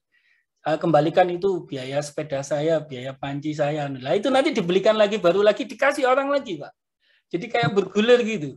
Itu luar biasa itu. Saya sampai nangis kok mendengar ceritanya itu. Luar biasa. Kalau Indonesia punya pahlawan-pahlawan ekonomi di sektor ultra mikro tadi seperti ini, ya saya yakin kita menghadapi tantangan seperti apapun itu kita akan masih bisa kuat lah nanti. Jadi Pak, kenapa ultra mikro itu sebenarnya di copycat, di copy paste dengan pinjol. Kalau pinjol itu kan bunganya tinggi sekali. Sebenarnya rentenir pasar itu juga. Jadi makanya kami hadir di sana. Karena itu dia tadi, banyak orang yang butuh nggak tahu mau kemana. Makanya kami fokuskan lagi ke ultramikro tadi. Ternyata ya itu dia, militansi daripada pelaku ultramikro, ya seperti tadi malah lebih mulia. Jadi pengen bermanfaat buat orang lain, memberi manfaat buat orang lain. Dan mereka memang tangguh-tangguh. Kelihatannya recehan, tapi itulah yang memperkuat ekonomi nasional. Mungkin itu, Pak. Makasih Pak Mahmudin. Ya, makasih Sharingnya Pak. luar biasa, itu mungkin bisa menginspiring teman-teman sekalian. Mungkin ada teman-teman yang lain mau sharing? Atau dirasa... Mohon izin bertanya, Bapak. Ya, silakan. Mbak Nur, silakan. Mohon izin Bapak mau bertanya. Ketika dalam pembuatan strategi perusahaan di tingkat di tingkat perusahaan yang tingkatnya itu corporate, menurut Bapak itu strategi yang paling efektif dalam pembuatan strategi itu di tingkat perusahaan corporate itu bagaimana? Terus kemudian misalkan ada perusahaan yang dianya itu sudah memasuki pasar global. Nah, kemudian di pasar global kan tentunya mereka bersaing secara kompetitif karena mereka kan sudah pasar yang sangat luas sekali, berbagai dunia, sudah masuk ke dunia.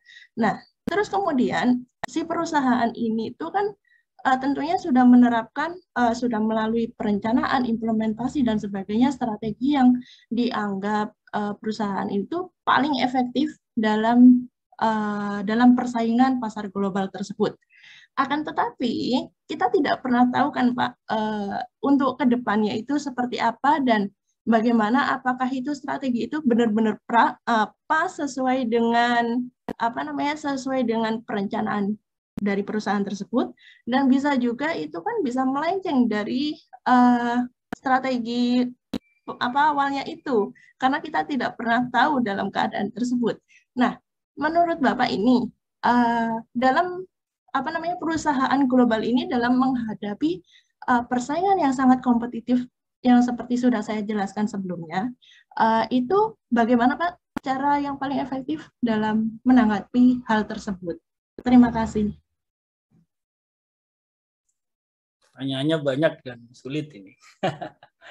Jadi Mbak Anur ya, jadi kalau mungkin di beberapa slide saya sebelumnya ya, jadi the good strategic itu dibangun ketika kita mampu mengkombinasikan dua hal, yaitu antara intuisi dan analisis ya.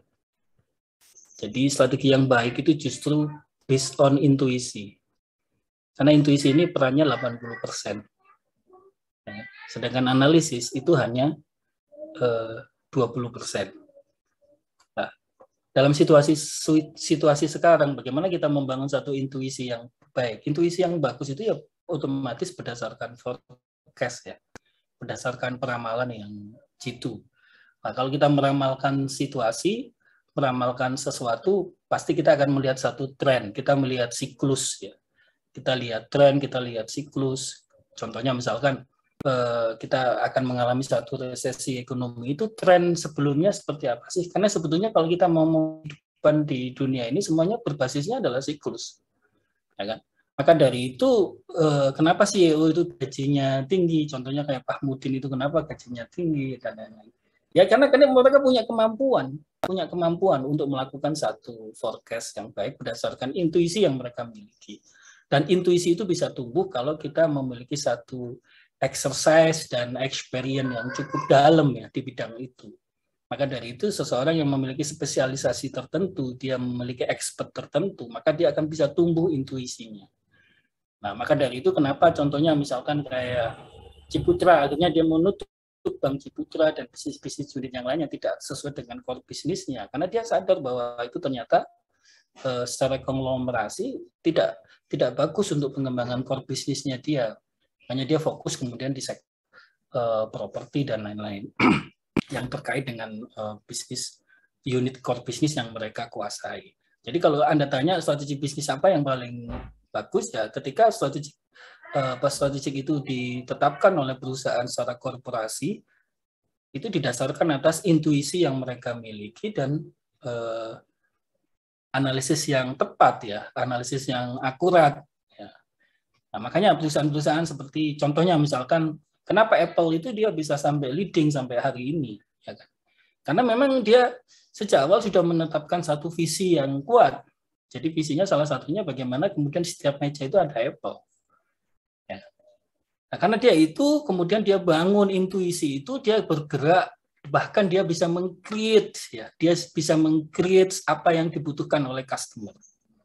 Ya, kalau seseorang bisa meng-create, menginovasinya itu bisa meng-create customer, maka otomatis dia akan sustain. Maka kenapa? Karena dia bermain di blue ocean strategic. Dia bermain di laut yang biru. Dia selalu mendahului pesaing. Jadi strategi bisnis yang baik ketika dia mampu mendahului pesaing, kemudian dia bisa meng-create customer di mana inovasi yang dilakukan itu selalu di-accept oleh customer. Nah, untuk bisa seperti itu, ini yang apa istilahnya semua mekanisme enforcement-nya harus dibangun. Ya, tidak hanya dari tata kelola SDM yang dia miliki, tapi juga culture, value system yang dia miliki, dia bangun itu benar-benar harus kuat di situ, ya kan? Nah, terkait dengan kenapa kemudian ada strategi yang dilakukan kemudian dia gagal. Ya ini seperti apa yang disampaikan oleh direkturnya CEO-nya Nokia, ya kan? Ketika dia dibeli sama Microsoft, dia sampai detik ini dia merasa bahwa dia tidak melakukan kesalahan. Ya kan? Tapi kenapa kemudian dia harus hancur kemudian dibeli oleh Microsoft? Ya dia mengatakan satu kesalahannya dia adalah telat mengantisipasi perubahan konsumen. Nah, mengantisipasi perubahan konsumen ini kan kita bicara tentang bagaimana intuisi kita, bagaimana kita bisa membaca forecast ke depan. Ya kan? Jadi kalau kita boleh jujur bahwa sebetulnya di dunia ini tidak ada satu hal yang pasti. Kalau tidak ada satu hal yang pasti, hakikatnya bahwa standar pun itu harus dievaluasi. Standar itu harus dievaluasi. Karena bisa jadi standar yang sementara ini kita accept, itu mungkin 1 bulan lagi, bahkan mungkin seminggu lagi, itu sudah tidak di-accept lagi oleh customer. Ya itu tadi yang disampaikan oleh Pak Mahmudin bahwa kalau kita bergerak di bisnis ya 24 jam otak kita itu harus berjalan untuk bergerak selalu berinovasi supaya life cycle kita ini bisa tumbuh. Ketika kita sadar bahwa life cycle kita itu mulai decrease, nah itu kita menciptakan inovasi baru untuk menukikkan lagi life cycle produk kita, unit bisnis kita supaya itu tetap bisa running dan berjalan dengan baik. Jadi itu ya Mbak Anur, jadi ya intinya itu tadi bahwa kalau kita ngomong strategik, maka sebagaimana definisi sebelumnya yang sudah saya jelaskan, strategic management itu cross-functional decision. Jadi decision-nya itu dia harus tidak selalu harus berurutan, tapi bisa cross, bisa saling bersilangan. Nah, yang penting apa? Yang penting ada achievement to objective. Yang penting ada pencapaian tujuannya itu. Jadi kalau yang harus dipastikan adalah bagaimana tujuan itu tercapai. Tentang kemudian bagaimana kita melakukan untuk mencapai tujuan itu, kita harus jungkir balik, kita harus melakukan satu cross-functional decision, kita harus berpikir 24 jam untuk menciptakan satu inovasi dan lain-lain. Ya itu harga yang harus dibayar memang. Ya itu yang harus dilakukan. Ya memang kalau kita bicara tentang strategic management, ya kita harus mengembangkan diri terus-menerus. Jadi perusahaan harus mengevaluasi diri ya, dan menjaga core kompetensinya dia. Karena ya namanya life cycle. Jadi kalau kita ngomong strategic management itu selalu dikaitkan dengan life cycle, siklus kehidupan produk kita, siklus kehidupan bisnis kita. Yang namanya siklus kehidupan bisnis kita itu amat sangat terkait dengan kondisi lingkungan, baik lingkungan internal maupun lingkungan eksternal, lingkungan makro. Nah, contoh misalnya sekarang depresiasi rupiah yang semakin rendah terhadap dolar ya, akhirnya bisa, bahkan ada yang memprediksi sampai bisa tembus 16.000. Nah itu kalau bicara bahwa nilai tukar akan 16.000, berarti yang dulu harga barang itu bisa dibeli oleh konsumen, nah itu akan menjadi naik. Padahal kecenderungannya harga-harga bahan bakunya kan juga akan naik. Ketika kecenderungannya kalau harga bahan baku naik, maka biaya produksinya juga akan naik ya. Nah ini padahal kemudian daya beli masyarakat ini menjadi turun karena nilai tukar rupiah. Nah, ini kemudian dinamakan stagflasi, pertumbuhan ekonomi yang stagnan dengan tingkat inflasi yang tinggi. Itu akan dipotretkan dengan banyaknya PHK, di mana akan timbul banyak pengangguran. Kalau kita ngomong banyaknya PHK, banyaknya pengangguran, berarti kemampuan daya beli masyarakat ini juga akan menurun. Nah, ini semua terpetakan. Nah, itu kita harus berpikir menciptakan satu inovasi bagaimana supaya itu kita tetap bisa sustain ya, bisa berjalan bisnis kita. Ya, gitu. Ya salah satunya misalnya saya di sektor pendidikan ya. Ya dengan adanya itu maka saya harus mengkombinasikan berbagai hal, bagaimana kemudian dari sisi production kita bisa efisiensi, kemudian kita bisa kerjasamakan dengan pihak-pihak yang lain untuk berbagi resiko. Ya kan, kita bisa memanfaatkan subsidi-subsidi pemerintah, kita bisa menggandeng mitra-mitra yang itu nanti bisa memperkuat daya beli konsumen yang akan masuk di segmen kita. Nah, salah satu contoh itu. Jadi ya harus berpikir terus lah. Kita harus selalu berpikir, kita harus selalu menciptakan satu inovasi yang itu nanti apanya ya bisa tetap tumbuh dan tetap berjalan. Jadi itu ya Mbak Anur, cukup jelas mungkin atau ada yang mau jelas ya? Sudah Bapak, sudah. Terima kasih Bapak. Ya, sama-sama. Ada bapak-bapak atau ibu yang lain atau dirasa sudah cukup? Saya ingin bertanya Pak. Ya, silakan. Mas Fatur, silakan. Ya, saya ingin bertanya untuk proses strategi bisnis unit. Kita tidak pernah tahu 10 ke depannya akan terjadi antara dua resource ya Pak ya. Ada human resource, ada techno resource. Nah, ini untuk strategi bisnis unit yang ditentukan oleh sebuah perusahaan untuk saat ini dan ke depannya akan menghadapi gempuran teknologi. Dan itu pastinya akan ada yang namanya techno resource. Nah, ini untuk strategi bisnis unit apakah bisa diterapkan ke seluruh perusahaan? Kembali lagi di primary activity-nya, di operation-nya. Itu akan adakah sebuah perusahaan itu yang membandingkan atau memerger techno resource dan human resource ini pada nantinya? Oke, terima kasih Mas Fatur pertanyaannya. Tapi sebetulnya kata kunci daripada strategi apa yang akan kita pilih, itu harus di-accept oleh customer kita, oleh segmen kita. Jadi kita jangan kemudian kita istilahnya melakukan satu ibaratkan misalkan sekarang lagi digempur misalkan baju batik ala Cina yang harganya sangat murah karena dia diproduksi dengan satu teknologi yang tinggi sehingga biayanya menjadi lebih murah, ya kan? Nah, kalau kita misalkan dihadapkan pada satu kondisi itu ya kita lihat segmen kita apakah kemudian tergerus. Apakah betul kemudian segmen kita menghadapi terbatasi oleh faktor yang harga murah tadi. Maka dari itu Michael Porter tadi mengatakan kita tidak bisa berada pada area segmentasi industri di dalam area persaingan unit bisnis kita. Maka kita bisa memilih segmentasi tertentu ya. Jadi kita bisa partikular pada area-area tertentu, kita bisa pada bidik segmentasi yang lebih kecil, yang lebih tidak rentan terhadap tekno resource tadi. Karena tidak semua kemudian kita lihat ya, ini terbukti ya. Contoh misalkan, dulu ketika semua orang dihadapkan pada satu pandemi, kemudian kita merasa bahwa orang sudah malas personal touch, orang kayaknya mau online terus. Tapi fakta yang terjadi di market Indonesia tidak seperti itu. Jadi orang tetap butuh yang namanya personal touch. Buktinya kafe-kafe, warung kopi masih tetap ramai gitu. Orang butuh untuk personal touch. Tadi psikologi behavior customer di Indonesia berbeda dengan di luar negeri. Jadi keinginan untuk bertemu teman itu mengalahkan kesadaran dia terhadap kesehatan, ya kan? Keinginan dia untuk bisa personal touch dengan teman mengalahkan dia untuk memikirkan regulasi-regulasi yang terkait dengan kesehatan. Contohnya itu, ya. Dan nyatanya apa? Ya imun orang Indonesia itu ya cukup bagus, ya baik-baik saja, nggak terjadi istilahnya ledakan seperti yang di Cina maupun di Eropa. Di Eropa itu kan kemudian ketika dibebaskan terjadi satu ledakan yang luar biasa. Jadi intinya ketika kita mau mengaccept, kita mau ke human resource atau ke techno resource, itu kita lihat segmen kita lihat market kita.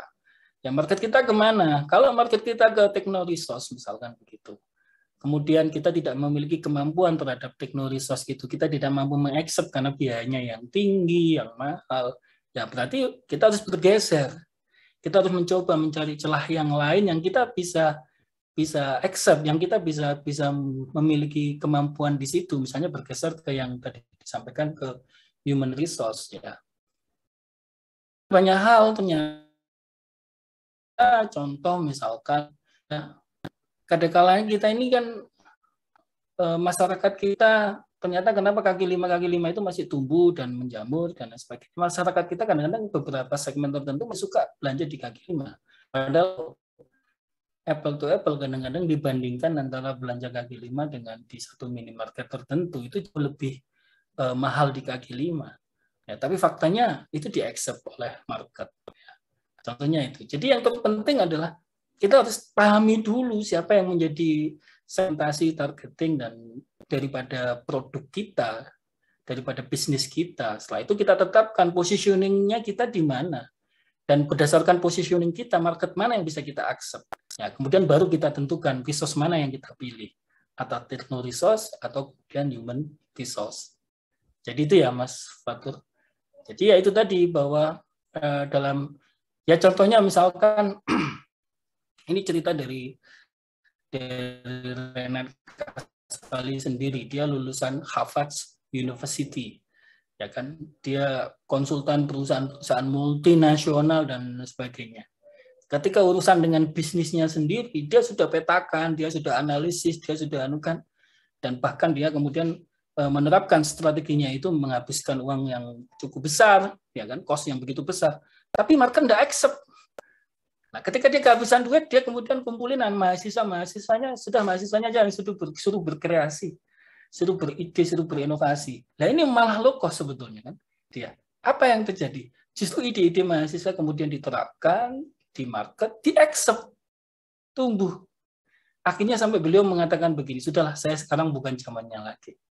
Jadi kita tidak selalu menganggap bahwa apa yang wow, kemudian teknologi yang wow, kemudian itu tidak selalu kemudian itu diterima oleh pasar kita, belum tentu, belum tentu. Sehingga yang terpenting di dalam era sekarang itu jangan mengeneralisasi dan menjustifikasi segmen kita, ya kan? Karena seringkali apa yang kita generalisasi, apa yang kita justifikasi ternyata di lapangan berbeda. Ya. Maka dari itu kita perlu tadi ya, seperti yang disampaikan Pak Mahmudin juga, bahwa kita melakukan berbagai cara lah. Kita selalu harus punya yang namanya risk management, selalu harus punya yang namanya contingency plan ya. Karena apa? Semuanya penuh dengan uncertain, semuanya penuh dengan ketidakpastian. Satu-satunya cara untuk menghadapi ketidakpastian ya kita harus punya berbagai alternatif. Ya kan? kita harus siap dengan berbagai plan ketika kemudian ketidakpastian itu terjadi.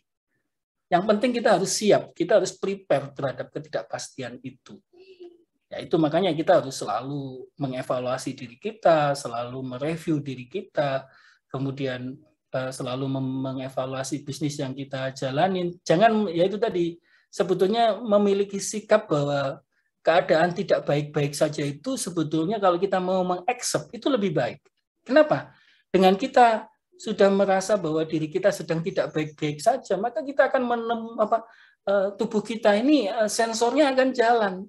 Ketika sensornya jalan, maka kemudian kita akan effortnya lebih banyak, kemudian effortnya juga lebih banyak, lebih besar.